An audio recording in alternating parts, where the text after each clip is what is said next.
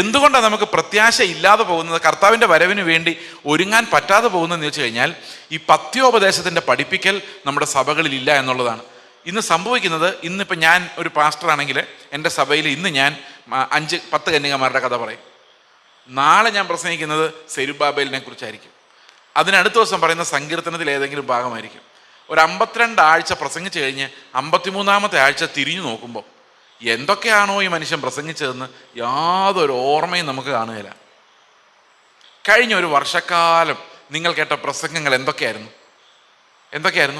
ചർച്ച കേട്ടത് മാത്രമല്ല, പവർ വിഷൻ, പിന്നെന്താ ഹാർവെസ്റ്റ്, ലോകത്തെല്ലായിടത്തും യൂട്യൂബ്, എന്തുമാത്രം പ്രസംഗം കേട്ടു. എന്തൊക്കെയാണ് കേട്ടത്?